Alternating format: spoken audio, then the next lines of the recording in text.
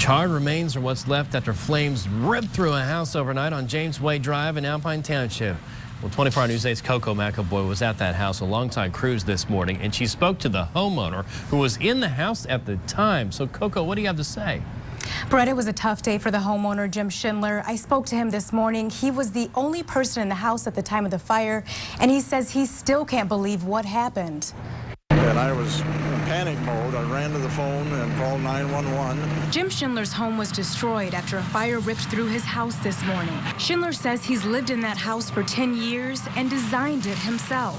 It was my dream home, basically, and there it is. Schindler lives in the 3,600 square foot house alone and was the only person in the house when the fire started. He says he thought he heard fireworks, walked around the house, and found an alarming sight.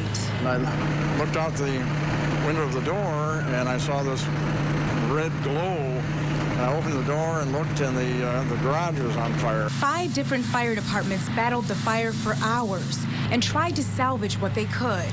Crews say the main problem was getting water to the house. Driveway is, I don't know, about a half mile off the road, unhydrated area, so everything has to be done with tankers. As fire crews worked to put out the fire, Schindler watched as his dream home slowly turned into rubble.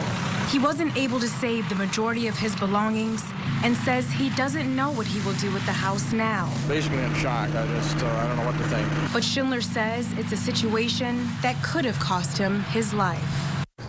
Now, crews are not sure what sparked the fire this morning, but they say that it started in the front of the garage. Live in studio control, I'm Coco McAvoy, 24 Hour News 8.